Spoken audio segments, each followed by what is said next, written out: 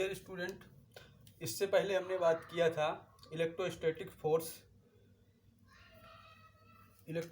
Force के बारे में बात किया था, कूलॉम्स लॉ के बारे में बात किया था। अब उससे आगे प्रोसीड कर रहे हैं कूलॉम्स लॉ। तो हमने बताया था कूलॉम्स लॉ क्या होता है। हमने बताया था कूलॉम्स लॉ में हमने बताया था कि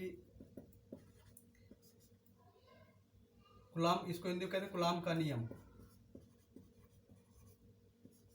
कूलॉम का नियम ये कहता है दो आवेशों के बीच कार्य करता है, दो चार्ज के बीच में काम करता है। इसको इंग्लिश बोल देते हैं कूलॉम्स लॉ। जो नियम के, जो लॉ के बारे में, जो फोर्स के बारे में बताता है, उस फोर्स को कहते हैं इलेक्ट्रोस्टैटिक फोर्स। इलेक्ट्रोस्टैटिक फोर्स जो है रिपल्सिव भी हो सकता है और अट्रैक्टिव भी हो सकता है। अगर हम बात करें रिपल्सिव का मतलब प्रतिकर्षण फोर्स भी होता है और आकर्षण फोर्स भी होता है।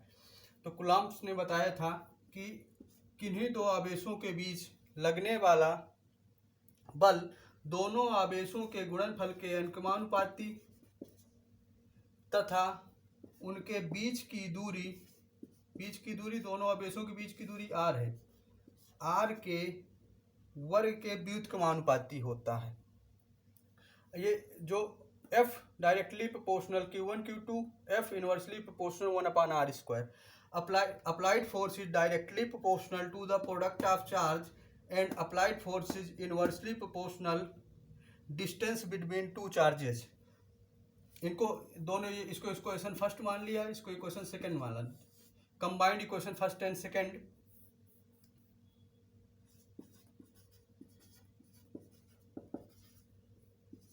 Equation first and equation second को हमने कंबाइन किया तो इसको लिख सकते हैं F directly proportional Q1 Q2 अपान r²। इसको हटाए F equal to 1/4πε0 Q1 Q2 upon r²। 1/4πε0 जो है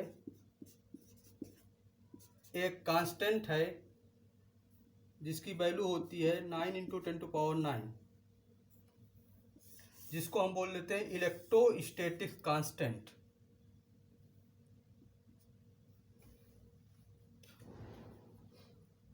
तो एक बार ओवरव्यू इसमें देखते हैं कि कूलॉम्स लॉ दो आवेशों के बीच में काम करता है, दो चार्ज के बीच में जिसके कह सकते हैं काम करता है।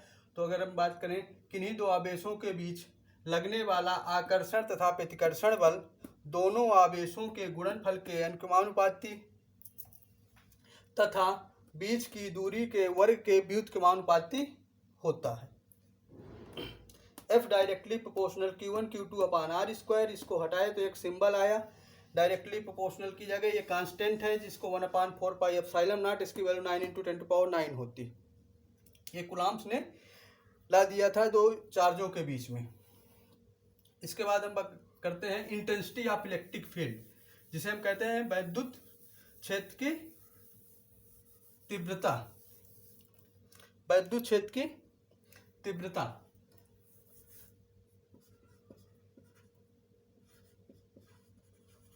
Intensity of electric field.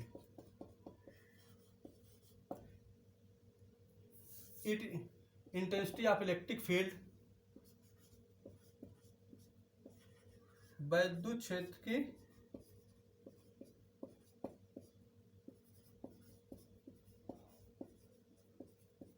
तीव्रता। जो वैद्युत क्षेत्र की तीव्रता होती है इसको I से डिनोट करते हैं। I equal to F/Q0। Q0 एक टेस्ट चार्ज है। टेस्ट चार्ज को, जिसको हम हिंदी में कह सकते हैं कि परीक्षण आवेश, test charge. Q0 equal to 1। अगर हम कहें कि एकांक परीक्षण आवेश पर लगने वाले बल को वैद्युत क्षेत्र की तीव्रता कहते हैं, इसे I से प्रदर्शित करते हैं। I इक्वल टू, यदि Q इक्वल टू 1 कर दिया जाए तो I इक्वल टू F हो जाएगा। तो इसको हम डिफाइन कर सकते हैं एकांक परीक्षण आवेश पर, चूंकि एक है Q0 इक्वल टू 1 है, एकांक परीक्षण आवेश पर लगने वाले बल को वैद्युत क्षेत्र की तीव्रता कहते हैं। इसे I से प्रदर्शित करते हैं। वैद्युत क्षेत्र की तीव्रता का मात्रक एंड बीमा unit of intensity of electric field. Unit की यदि हम बात करते हैं, इसको मात्रक कहते हैं। वैद्युत क्षेत्र की तीव्रता का मात्रक, तो I equal to F upon Q naught. F का जो मात्रक होता है तो न्यूटन बल का मात्रक न्यूटन होता है। क्यू नॉट आवेश है, इसका मात्रक कूलाम होता है, इसलिए इसका मात्रक न्यूटन पर कूलाम। वैद्युत क्षेत्र की तीव्रता का मात्रक न्यूटन पर कूलाम होता है। इसकी बीमा, वैद्युत क्षेत्र की तीव्रता की बीमा, अगर हम बीमा की बात करते हैं, वैद्युत क्षेत्र की तीव्रता की बीमा, न्यूटन की बीमा, बल की बीमा होती है mL/t-2 और आवेश की बीमा होती है AT। बल की बीमा, बल इक्वल टू होता है फोर्स इक्वल टू होता है मास इंटू एक्सीलरेशन। मास की डायमेंशन m होती है, एक्सीलरेशन की डायमेंशन Lt-2 होती है। इसी को साथ में लिख दिया।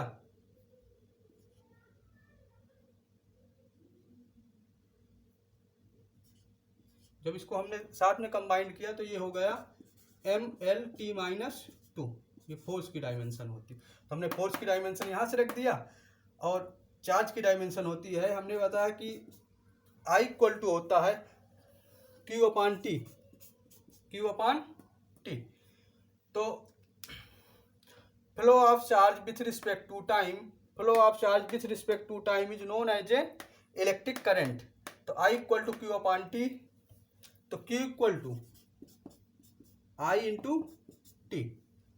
I की एम्पियर, T की टाइम की T होती है, इसलिए इसकी डायमेंशन हो गई AT। तो हमने यहां से AT रख दिया Q का। तो इसकी डायमेंशन आई, वैद्युत क्षेत्र की तीव्रता की डायमेंशन mL/t-2 AT। इसको ऊपर ले गए तो इसको लिख सकते हैं mL/t-2, ये ऊपर जाएगा A इनवर्स T इनवर्स। तो इसी को T की पावर -1, T की पावर -2 साथ में लिख सकते हैं कंबाइन करके mL/t- बेस इक्वल है, इनटू में है, जुड़ जाएंगी पावर, -3 A इनवर्स। ये overall electric intensity of electric field, वैद्युत क्षेत्र की तीव्रता की बीमा हो गई।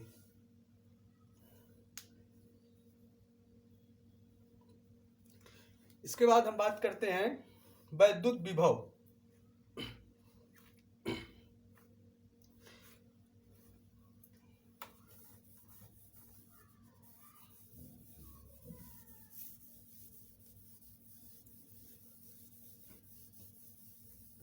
वैद्युत विभव, इलेक्ट्रिक पोटेंशियल की जब हम बात करते हैं,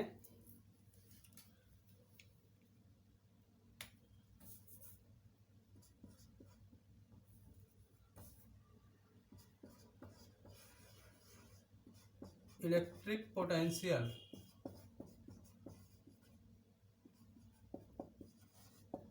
वैद्युत विभव,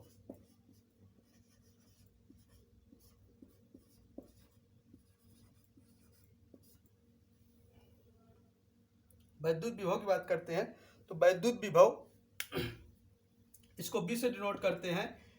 B इक्वल टू होता है W अपान क्यू नॉट। यहाँ पर यदि हम कहें Q naught equal to, Q naught ये टेस्ट चार्ज परीक्षण आवेश है, यदि क्यू नॉट इक्वल टू 1 कर दिया जाए तो B इक्वल टू हो जाएगा W।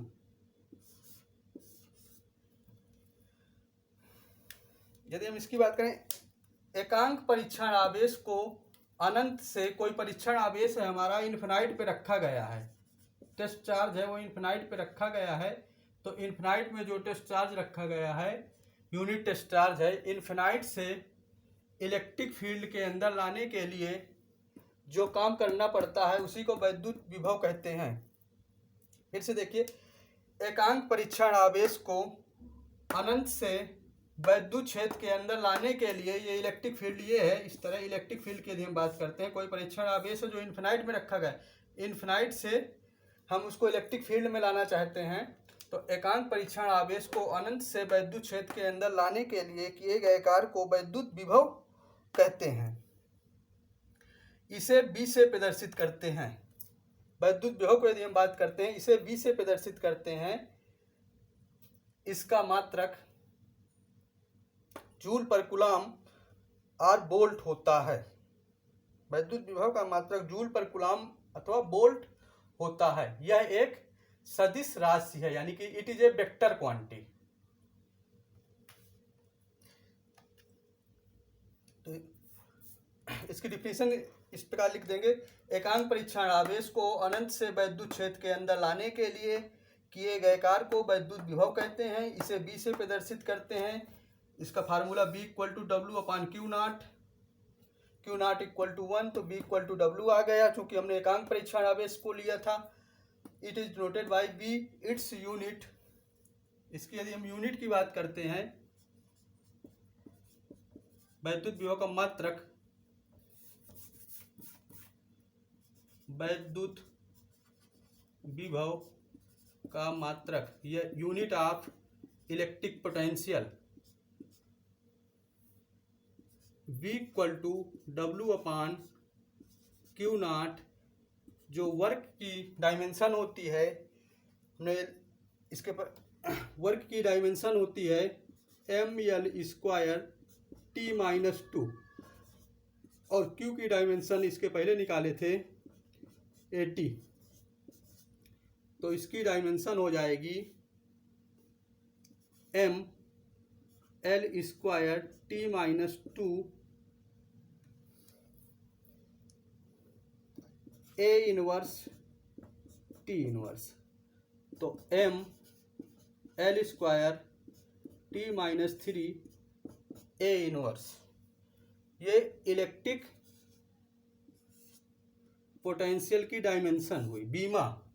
ये बीमा हुई वैद्युत विभव की,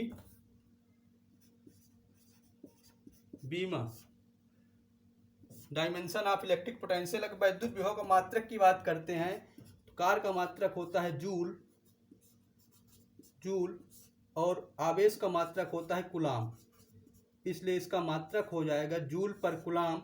जूल पर कूलम को हम वोल्ट भी कह देते हैं। इस प्रकार हम कह सकते हैं कि वैद्युत विभव का मात्रक वोल्ट भी होता है। इसकी बीमा ml स्क्वायर T-2 कार की बीमा होती है, और जो है आवेश की बीमा 80 होती है। ये ऊपर चला गया, A इनवर्स हो गया, T-1 हो गया, ये -2 -1 -3 हो गए, A inverse, ml square T-3 A inverse. It is a vector quantity. ध्यान रखिएगा, वैद्युत विभव क्या है? सदिश राशि। दूसरी बात करते हैं,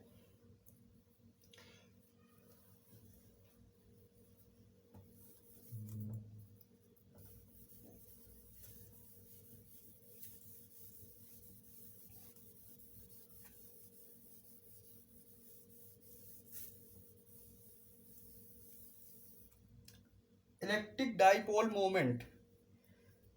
नेक्स्ट टॉपिक है इलेक्ट्रिक डाइपोल मोमेंट।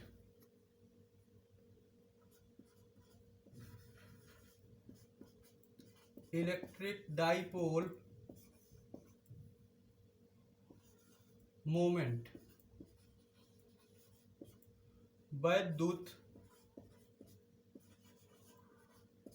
द्विध्रुव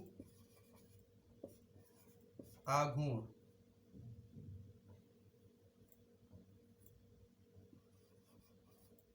द्विध्रुव आघूर्ण,